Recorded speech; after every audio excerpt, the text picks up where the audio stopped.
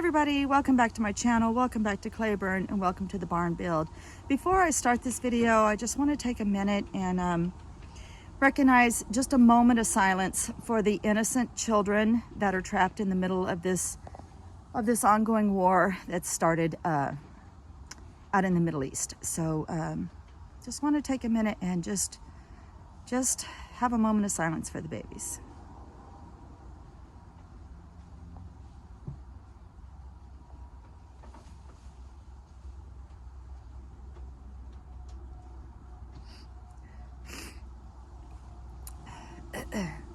So it feels kind of weird to be like in the middle of a barn build over here in America and in a perfectly safe zone. At least today it's a safe zone. While there's so much atrocity going on elsewhere on the planet. So, but what can you do from here? I mean, I'm just going to go on and live life and keep trying to progress and, you know, keep trying to find the good.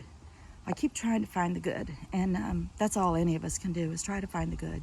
So right now I'm taking down all of the temporary pen that my hens have been housed in.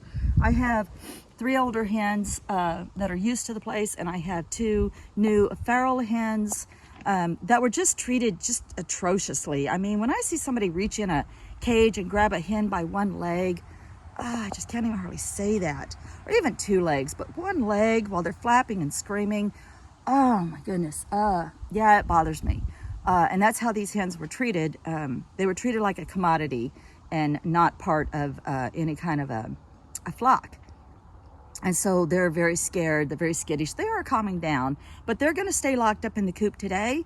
And my older, more experienced, calm hens have gone into the dog's kennel where they love to be. It's a big, huge, like a run, more like a dog run. So they'll be in that all day. And there's a dog house. If there's too much noise, those hens can go into the dog house and seek shelter.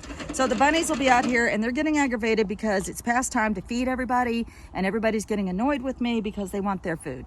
So I'm going to get on and feed. The kids aren't up yet, but I'm making a lasagna dinner for everybody tonight. The grandsons, my little Vikings, are supposed to be down here lending their muscle. And we're going to get the tin put on. So let me switch you around and show you what the guys have done so far. And it's been like this for 2 weeks or 3 weeks, I forget. Well, they put up the poles, and then a week later they put up the framework. So I'll show you what they got so far.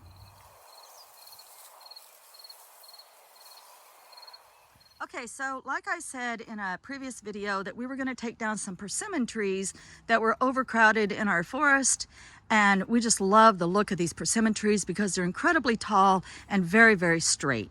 And so we cut down a grove of 4, and we have erected them in cement, and they've been braced by 2x4s all this time, but I can of course take these 2x4s down. Anyway, the animals have just been held in by spit and chewing gum, basically. Just tarps hanging up and wire, just precariously wired, and boards, and I've been climbing in and out of here. It was worse than this before I took down the temporary pen. So I've been climbing in and out of here for about 2 weeks and catching my foot and snagging my clothes, and I tell you what, I'm so ready to have the roof put on today.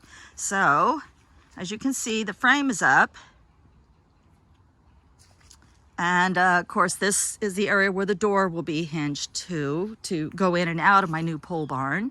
And then their little coop is over here, and we'll take this door and we'll put the hinges. Right now it opens from this way to this way. We're going to put the hinges on this side, and it's going to open from this way to this way.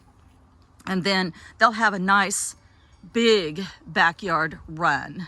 So they're going to lose a lot in the front, but they're going to gain a lot towards the back. And then this whole area here will be a wall, and this is where I'm going to put my bottle windows, and this is where I'm going to go in and out, and the rabbits will be underneath this shelter as well.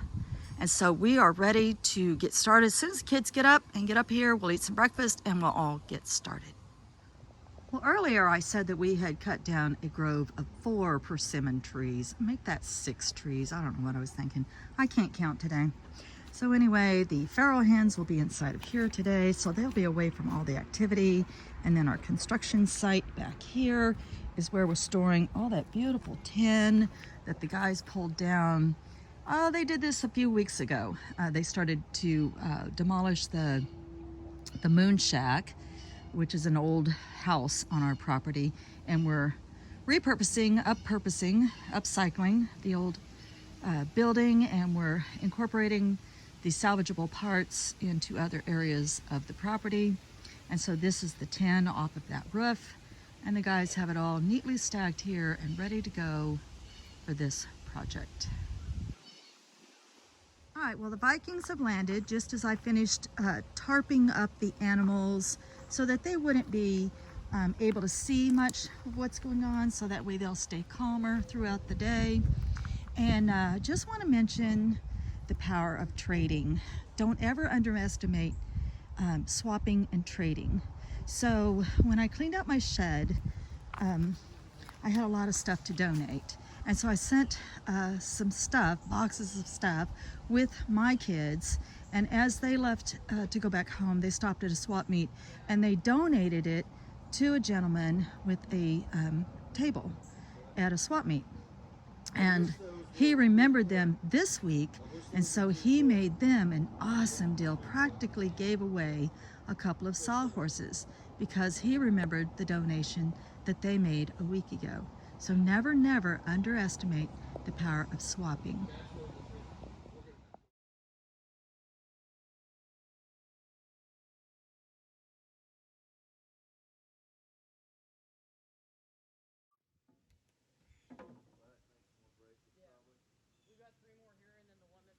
Actually, I got some one. I got some 2x16s. Oh yeah. Oh yeah, I got some 2x16s down there.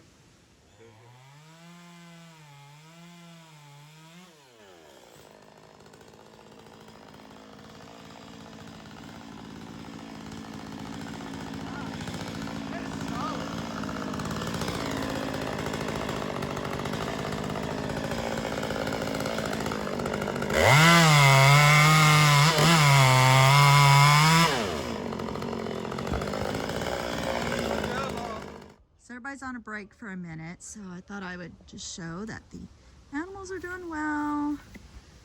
Chickens are just hanging out being chickens, and then we tarped up the rabbits so that they won't be quite as freaked out. They're still being extremely quiet today, but the braces are going on very, very quickly. These guys are tearing it up. I'm pretty sure there will be 10 on here by the end of the day.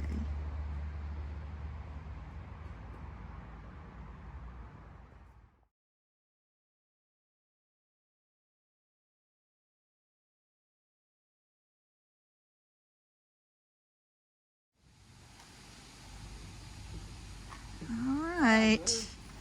Look, in the barn, out of the barn. In the barn, out of the barn. Here's where we're at so far. Oh, they got all the braces on. They got all of the wood on top. Now we're just waiting to go. We'll just do the 10. This is going to be so cool. And now you can see where my bottle windows are going to be.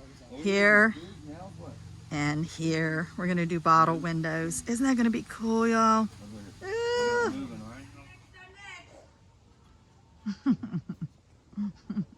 Oh, is it a video or a picture? I'm doing a video. Oh, so I'm just standing here like...